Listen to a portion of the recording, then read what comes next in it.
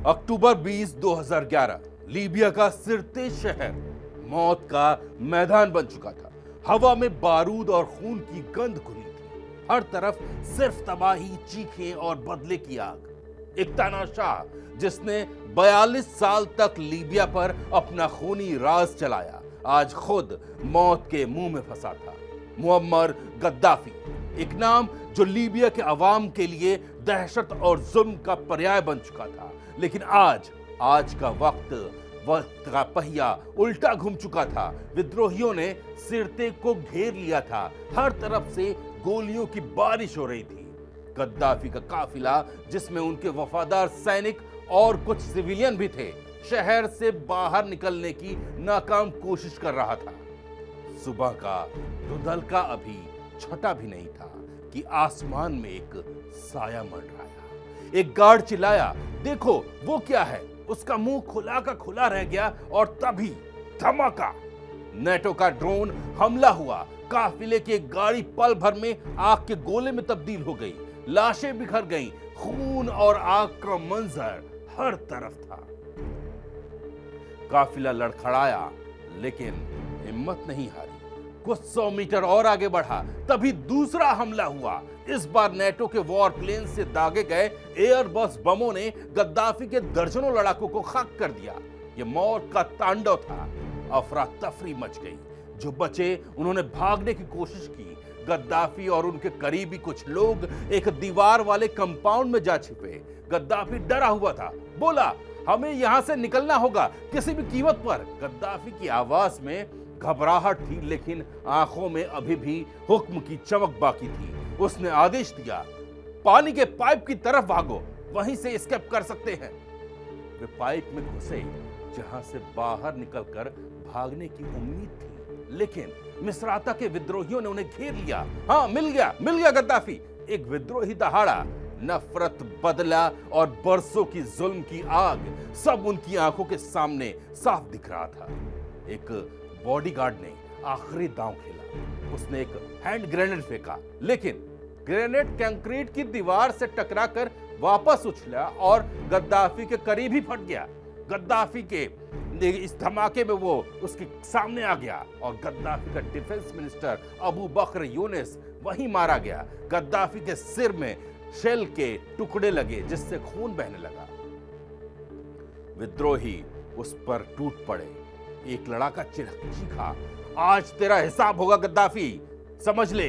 Gaddafi को जमीन पर गिरा दिया गया। लातों घूसों की बौछार होने लगी। एक विद्रोही ने अपनी खंजर उठाई, ये ले, ये तेरे पापों का हिसाब है। उसने गद्दाफी के कूल्हे में खंजर घोंप दी। खून बहने लगा। गद्दाफी दर्द से कड़हा रहा था। उसकी आंखों में शायद पहली बार मौत का खौफ साफ दिख रहा था। एक वीडियो में कुछ ही पलों बाद उसका बेजान, लगभग नग्न शरीर एम्बुलेंस में लोड करते हुए देखा गया। ये साफ नहीं है कि उसकी मौत उन जख्मों से हुई, शेल के टुकड़ों से हुई या बाद में गोली लगने से हुई, जैसा कि लोगों ने दावा किया। यह एक खौफनाक अंत था मुअम्मर गद्दाफी, वो तानाशाह जिसने लीबिया पर 4 दशक तक जुल्म ढाया। अपनी जन्मभूमि सिरते में 20 अक्टूबर 2011 को 69 साल की उम्र में मारा गया। उसके साथ ही उसका बेटा मुतासिम गद्दाफी भी मारा गया, जिसे विद्रोहियों ने पहले जिंदा पकड़ा था, लेकिन बाद में उसकी लाश पर बड़े जख्म मिले, जिससे लगता है कि उसे कस्टडी में टॉर्चर करके मारा गया था। गद्दाफी के अंजाम यूं ही नहीं हुआ। अत्याचारों से ज्यादा इंटरनेशनल टेररिज्म के लिए गद्दाफी कुख्यात था। 1980 का दशक एक खूनी खेल की शुरुआत हुई। अप्रैल 1980 में एक सैनिक विद्रोह को कुचलने के बाद गद्दाफी ने खुले तौर पर ऐलान किया, जो देशद्रोही कुत्ते विदेश भाग गए हैं उन्हें बख्शा नहीं जाएगा। दुनिया में जहां भी मिले खत्म कर दो उन्हें। उसके खुफिया एजेंटों ने यूरोप समेत कई देशों में लीबियाई विपक्षी नेताओं को निशाना बनाना शुरू कर दिया। 1980 से 1987 के बीच कम से कम 25 लीबियाई विपक्षी नेताओं को विदेश में मार दिया गया। लंदन में 17 अप्रैल 1984 की वो भयानक घटना घटी। लीबियाई दूतावास के कर्मचारी ने शांतिपूर्ण प्रदर्शन कर रहे शरणार्थियों की भीड़ पर गोलियां चला दी। ड्यूटी पर तैनात एक ब्रिटिश महिला पुलिसकर्मी मारी गई। ब्रिटेन ने लीबिया से राजनयिक संबंध तोड़ लिए। गद्दाफी शासन द्वारा प्रायोजित टारगेट किलिंग के इस दौर ने लीबिया को आतंक फैलाने वाले राज्य के रूप में कुख्यात कर दिया। अप्रैल 1986 में जर्मनी के बर्लिन शहर में लाबेले नाइट क्लब में बम धमाका हुआ। 3 अमेरिकी नागरिक मारे गए, 200 से ज्यादा घायल हुए। जांच में लीबियाई खुफिया एजेंट्स का हाथ पाया गया। अमेरिकी राष्ट्रपति रोनाल्ड रीगन दहाड़े, गद्दाफी मिडिल ईस्ट का पागल कुत्ता है। जवाब में अमेरिका ने लीबिया पर हवाई हमले किए। त्रिपोली और बेंगाजी में बमबारी हुई, जिसमें लगभग 35 लोग मारे गए, यहां तक कि गद्दाफी की गोद ली हुई बेटी भी। गद्दाफी खुद बच निकला, लेकिन इस घटना ने उसे अंतर्राष्ट्रीय आतंकवाद के पोस्टर बॉय के रूप में स्थापित कर दिया। लेकिन यह सिर्फ शुरुआत थी। 21 दिसंबर 1988 को पैन एम उड़ान 103 स्कॉटलैंड के लॉकरबी कस्बे के ऊपर बम धमाके से मार गिराया गया। 270 बेगुनाह यात्री मारे गए। जांच में लीबियाई एजेंट जिम्मेदार ठहराए गए। अगले ही साल सितंबर 1989 में नाइजर के ऊपर यूटीए फ्लाइट 772 को बम से उड़ा दिया गया, जिसमें 171 लोग मारे गए। इसमें भी लीबियाई एजेंट शामिल थे। इन बम कांडों ने पूरी दुनिया को हिलाकर रख दिया। गद्दाफी शासन के खिलाफ अंतर्राष्ट्रीय आक्रोश चरम पर पहुंच गया। संयुक्त राष्ट्र सुरक्षा परिषद ने 1992 में लीबिया पर कड़े प्रतिबंध लगाए। हवाई यात्रा, हथियार और लीबियाई संपत्तियों पर रोक लगाई गई। लीबिया दुनिया से लगभग कट गया था। कई सालों बाद दबाव में आकर गद्दाफी ने लॉकरबी हमले के 2 संदिग्धों को इंटरनेशनल कोर्ट के हवाले किया और पीड़ितों को परिवारों को $2.7 बिलियन मुआवजा देने पर सहमत हुआ। तब जाकर 2003 के बाद प्रतिबंध हटाए गए। लीबिया इतिहास का सबसे काला अध्याय, अब उसकी बात करते हैं। अबू सलीम जेल नरसंहार। त्रिपोली में मौजूद यह जेल गद्दाफी के अत्याचारों का जीता जागता सबूत थी। 29 जून 1996 का दिन। जेल के अंदर कैदियों ने अमानवीय परिस्थितियों और खराब भोजन के खिलाफ विद्रोह किया। गार्ड्स ने 6 कैदियों को गोली मारी। अगले दिन सुरक्षा कर्मी, जिनमें गद्दाफी का खूंखार साला और खुफिया प्रमुख अब्दुल्ला सेनुसी भी शामिल था, कैदियों से बातचीत करने का दिखावा करने के लिए आया। अब्दुल्ला सेनुसी ने कहा, हम तुम्हारी शर्तें मान लेंगे। बीमार और घायल कैदियों को इलाज के लिए बाहर भेजा जाएगा।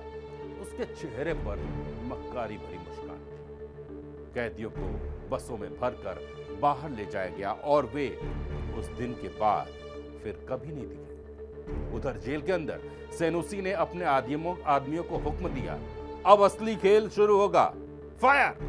पल भर में दर्जनों हथियारबंद गार्ड्स ने जेल के आंगन में जमा हुए कैदियों पर अंधाधुंध फायरिंग शुरू कर दी। गोलियों की बौछार से जेल का आंगन लाशों से पट गया। चीखे, गोलियों की आवाजें, सब कुछ 2 घंटे तक चलती रही। जो पहली गोलीबारी में बच गए, उन्हें पकड़कर करीब से गोली मारकर उनकी हत्या कर दी गई। इन्हें खत्म कर दो, एक भी जिंदा नहीं बचना चाहिए, गार्ड्स ऐसे चिल्ला रहे थे। इस भयानक कत्लेआम के बाद लाशों को जला दिया गया और उनकी हड्डियां समुद्र में फेंक दी गई ताकि सबूत मिटाए जा सके। गद्दाफी सरकार ने लगभग 8 साल तक इस घटना के होने से इनकार किया। पीड़ितों के परिवार अपने लापता परिजनों की खबर पाने को तरसते रहे। 2004 में दबाव पड़ने पर गद्दाफी ने पहली बार स्वीकार किया कि अबू सलीम जेल में नरसंहार हुआ था। 2011 में गद्दाफी के पतन के बाद जेल के पास सामूहिक कब्रें खोजी गई, जिनमें लगभग 1200 शवों के अवशेष मिले। ये सब उसी नरसंहार के पीड़ितों के थे। अब्दुल्ला सेनुसी को इस अपराध के लिए आईसीसी ने चार्ज किया। फरवरी 2011, 2 महीने पहले ट्यूनीशिया और मिस्र में शुरू हुई अरब क्रांति की आग लीबिया तक पहुंची। 15-17 फरवरी 2011 को बेंगाजी और पूर्वी लीबिया के शहरों में लोकतंत्र और न्याय की मांग को लेकर शांतिपूर्ण प्रदर्शन हुआ। गद्दाफी की आंखें अंगारों से लाल थी। इन कीड़ों, इन चूहों को कुचल दो। एक एक इंच, एक एक कमरा, एक एक घर, एक एक गली, एक एक आदमी, मैं इन सब को पकड़कर साफ कर दूंगा। उसने प्रदर्शनकारियों पर गोली चलाने का हुक्म दिया। कुछ जगहों पर तो टैंकों से कुचलने की जैसी घटनाएं भी सामने आईं। चश्मदीदों ने बताया कि गद्दाफी की सेना ने निहत्थी भीड़ पर सीधे सिर और छाती पर निशाना साधकर फायरिंग की। महिलाएं और बच्चे समेत सैकड़ों लोग मारे गए। अस्पताल लाशों और घायलों से भर गए। सिर्फ एक हफ्ते में अनुमानित तौर पर 500 से 700 नागरिकों को सुरक्षा बलों ने मार डाला। 22 फरवरी 2011 को गद्दाफी ने टीवी पर भाषण दिया, मैं अपनी अंतिम सांस तक सत्ता नहीं छोड़ूंगा। जो विरोध कर रहे हैं वे तिलचट्टे और चूहे हैं। मेरे समर्थकों, तुम देश को इन गद्दारों से शुद्ध करो। इसके बाद तो लीबिया जलने लगा, 2 हिस्सों में बंट गया। पूर्वी हिस्सा विद्रोहियों के कब्जे में था, जबकि पश्चिमी हिस्सा गद्दाफी के समर्थकों के हिस्से में था। अपने ही मुल्क के लोगों पर भारी तोपखाने, रॉकेट और टैंकों से लगातार गोलीबारी की गई। रिहायशी इलाकों, बाजारों और यहां तक कि रोटी की दुकानों पर भी बम बरसाए गए, जिससे सैकड़ों निर्दोष निवासी मारे गए। ये कोई लड़ाई नहीं है, ये सिर्फ कत्लेआम है। मिस्राता के लोग ये चीख रहे थे। गद्दाफी की सेना ने अंतर्राष्ट्रीय संबंधों द्वारा प्रतिबंधित क्लस्टर बमों का भी इस्तेमाल मिस्राता पर किया। अगस्त 2011 में तो गद्दाफी के सुरक्षा दस्ते ने करीब 150 विद्रोही समर्थकों को एक वेयर हाउस में कैद कर अचानक छत से गोलियां बरसाई और हथगोले फेंक दिए और वहां आग लगा दी। हमें यहां से निकालो, हमें बचाओ, अंदर से जलते हुए लोगों की चीखें आ रही थी। इस यरमुक नरसंहार में कम से कम 53 लोगों के जले अधजले शव बाद में मिले, जबकि करीब 20 लोग किसी तरह बच निकले। चश्मदीदों ने बताया कि हमले के बाद भी जो कैदी जिंदा थे, उन्हें करीब जाकर गोलियों से फिनिश ऑफ कर दिया गया।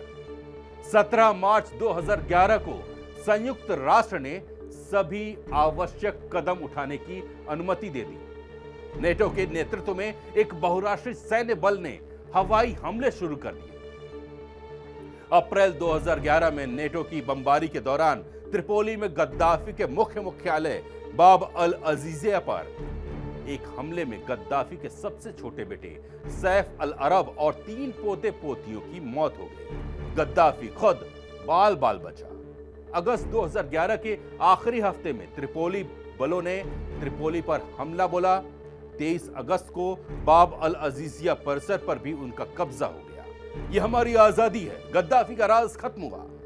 विद्रोही चिल्लाते हुए गद्दाफी के आलीशान निवास और उनकी सुनहरी प्रतिमा को तोड़ रहे। राजधानी त्रिपोली के गिरते ही गद्दाफी शासन ढह गया। उसके अधिकांश मंत्री या तो पकड़े गए या देश छोड़कर भाग गए। गद्दाफी खुद अंतिम क्षण तक फरार रहा।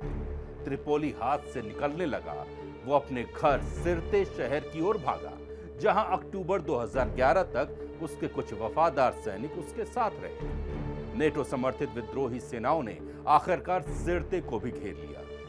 20 अक्टूबर 2011 की सुबह, यही वो सुबह थी जब किस्मत ने गद्दाफी के साथ अंतिम खेल खेला।